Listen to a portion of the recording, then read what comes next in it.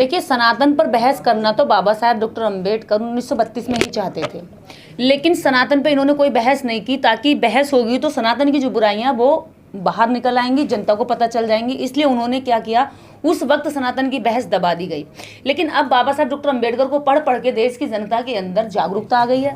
अब देश की जनता से आवाज़ उठ रही है। कुछ ऐसे लीडर्स भी इस बात को बोल रहे हैं कि भाई सनातन पे बहस होनी चाहिए, सनातन के बारे में हमें जानकारी होनी चाहिए।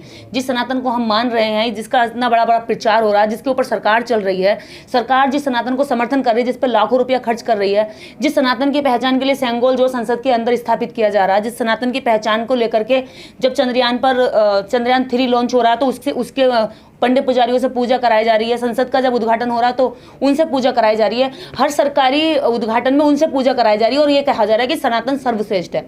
अगर सनातन सर्वश्रेष्ठ है तो फिर सनातन की सारी बातें सामने आनी चाहिए कि सनातन में ही आपने कहा है कि इस देश के करोड़ों लोग अछूत रहेंगे, सड़कों पे नहीं चलेंगे, मटका बांधेंगे गले में और झाड़ू लगाएंगे कमर पे ताकि उनके पैरों के निशान भी मिट जाएं। अगर सनातन ये कहता है कि जातियों को बनाए रखना, अगर सनातन ये कहता है कि केवल जनेऊधारू लोग ही ऊपर रहेंगे, वर्चस्व में रहेंगे, तो फिर ये सनातन सबके लिए अच्छा कहाँ हुआ? ये बाकी लोग कहाँ रहेंगे, उनका क्या स्थान बनेगा? लेकिन आप कह रहे हैं कि झाड़ू बांध देते हैं, पीछे मटका टांग देते हैं गले में, ये तो कहीं अब है ही नहीं। आप कैसा आरोप लगाती हैं? जातिवाद खत्म हो रहा है देश में आजकल। जातिवाद यदि खत्म हो गया होता तो आज भी आरएसएस का प्रमुख केवल चित्पावन ब्राह्मण बनता है।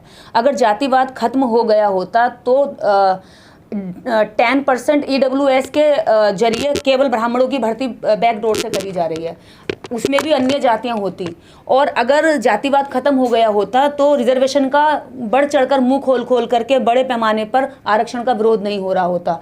यदि जातिवाद खत्म हो गया होता तो यूपी की सीएम बहन कुमारी मायावती जी को बहुत बार इस तरह से कटाक्ष किया जाता है कि दलित की बेटी है, या और जातिवादी शब्दों से नीच दिखाया जाता है। तो अगर सनातन में जातिवाद जिस दिन खत्म हो जाएगा उस दिन इस सनातन का विरोध भी खत्म हो जाएगा। अगर सनातन वास्तव में लोगों को समानता की बात करता है, लोगों को सबको अधिकार देने की बात करता है, तो सनातन को हम एक्सेप्ट करने के लिए तैयार हैं। बीजेपी सरकार जब आई है तो इन्होंने दुनिया भर की जो योजनाएं हैं वो इंडिया के नाम पे रखी हैं। अभी देश के अंदर हाल ही फिलहाल में इन्होंने एक गेम का आयोजन किया जिसका नाम रखा खेलो इंडिया।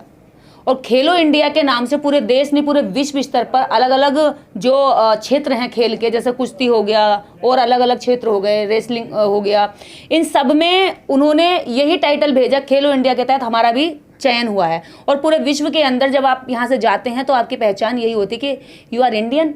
तो इंडियन से हमारी पहचान है। और रही बात इंडिया शब्द की, इंडिया शब्द को हटाने से ज़्यादा बेहतर है कि देश के रोजगार पर काम हो, देश की जो अर्थव्यवस्था उस पर काम हो। लगभग 15,000 करोड़ का नुकसान होने जा रहा है। 15,000 करोड़ का पैसा बताया जा रहा है कि इसके बदलने में खर्च होगा।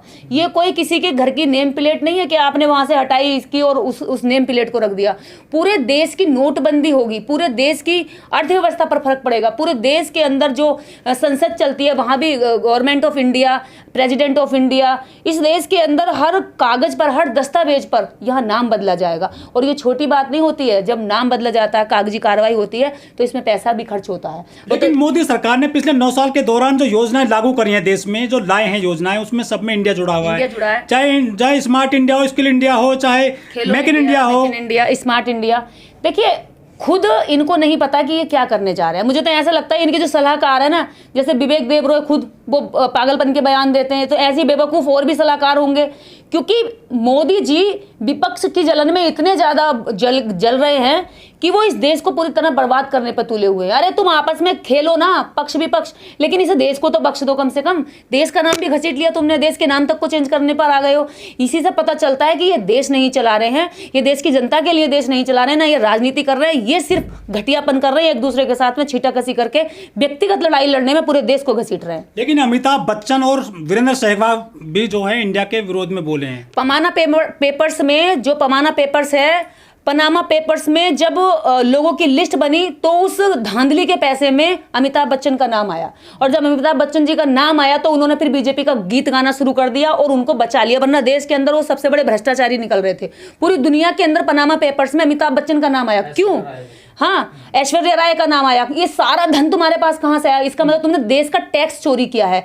देश के अंदर जो तुम टैक्स दे रहे हो वो तुमने टैक्स चुरा करके तुमने स्विस बैंक में और दुनिया भर की जो संपत्ति खड़ी करी है, ये तुमने इस देश की जनता से लूट कर करी है। और फिर जब तुम्हारा नाम, तुम्हारे देश के बारे में बात करने की बात आती है तो तुम जो है बीजेपी के गुण गाने लगते हो, वर्तमान सरकार के गुण गाने लगते हो।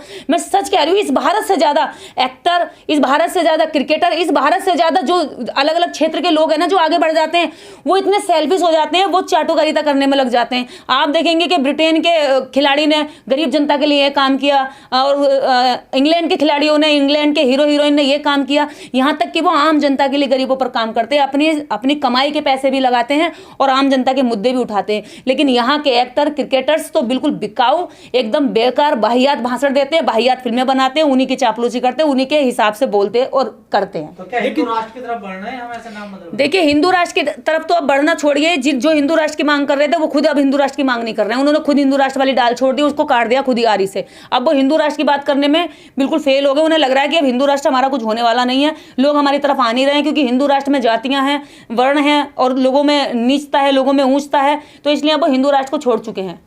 लेकिन जो ये गेम है, क्रिकेट विदेशी गेम है, ये अंग्रेजों का गेम है, छोड़ देना। और जो वीरेंद्र सहवाग जो है कह रहे हैं कि देसी भाषा अपनाइए, जो भारत को यूज करिए। तो वीरेंद्र सहवाग, पहले तो आप ऐसा करो, जर्सी की वो पहन के मत जाया करो, लुंगी पहन के जो क्रिकेट खेला करो, क्योंकि हमारे देश का जो पहनावा है वो लुंगी है। और आप गिल्ली डंडा खेलो, क्योंकि हमारे देश में गिल्ली डंडा ज्यादा खेला जाता है और हमारे देश का जो खेल है वो गिल्ली डंडा है। हॉकी है, हॉकी में क्यों नहीं गया? आपको अगर देश से प्यार था तो अंग्रेजों का गेम आपने क्रिकेट क्यों अपनाया? क्योंकि उसमें ज्यादा धन मिलेगा आपको, आप धन कमाने के लिए उनको अपना लोगे। आप अपने बच्चों को अंग्रेजी में किसी भी कंपनी का सीईओ बनाने के लिए, किसी भी कंपनी को खड़ा करने के लिए अंग्रेजी पढ़ाओगे और देश की जनता को गुमराह करोगे, पागल बनाओगे। ऐसा दोगलापन चल जाएगा क्या? क्या लोग जानते नहीं है कि ये लोग पैसा तो कमाते हैं अंग्रेजों के नाम पे, अंग्रेजों की योजनाओं पे, अंग्रेजों के देश में जा करके, और अंग्रेजी अपने बच्चों को सिखाते हैं और देश की जनता को गुमराह करते हैं। ये दोगले ढोंगी लोग हैं, ये भगवान बन जाते हैं किसी भी चीज के। लेकिन इनसे ज्यादा करने वाला विराट कोहली, जब विराट कोहली खेलता है तो वो भगवान नहीं बन पाता, क्योंकि वो ओबीसी का है। जब इस देश के अंदर ब्राह्मण किसी भी काम को करता है, किसी काम को अंजाम देता, सुई बराबर करता है, तो उसको पहाड़ बराबर महिमा मंडन किया जाता है। ऐसे महिमा मंडन कर करके ये लोग सर पे बिठा दिए हमारे। आज ये सर पे चढ़े हुए, हमारे देश का टैक्स का पैसा खाए हुए, हमारी कमाई का खाए हुए, टैक्स के चोरी करने वाले लोग आज कह रहे हैं कि देश के अंदर से इंडिया हटा देना चाहिए। ये दोनों लोग ऐसे हैं जिन्होंने ना तो अपने देश के अंदर कभी वफादारी दिखाई, ना देश की जनता के मुद्दों पर बात करी। तो ऐसे लोगों की बात क्यों माने लोग? क्या ये अब ये क्रिकेटर और एक्टर हमारे देश का फैसला करेंगे कि देश में क्या होना चाहिए? क्या देश की जनता नहीं है इस देश के अंदर? लेकिन संविधान में भी लिखा हुआ है इंडिया दैट इज भारत। देखिए, संविधान लगातार वकालत इंडिया की करता रहा है, भारत की करता रहा है, लेकिन ये सनातनी लोग हमेशा कहते रहे हिंदू राष्ट्र, हिंदुस्तान, जबकि आरएसएस तो हिंदुस्तान भी नहीं बोलता, वो हिंदुस्तान बोलता है कि हिंदुओं का स्थान जहां हिंदू रहते हैं। जबकि उसकी इतनी गंदी और इतनी मतलब डेंजर साइकोलॉजी है, इतना गलत बयान है कि ये हिंदुस्तान है, यहाँ पर हिंदू रहते हैं, जबकि यहाँ भारत बात करता है यहाँ क्रिश्चियन भी रहते हैं, यहाँ पर सिख भी रहते हैं, यहाँ पर जैनिन्स भी रहते हैं, सभी धर्मों के पंथों के लोग यहाँ रहते हैं और बड़ी शांति से रहते हैं।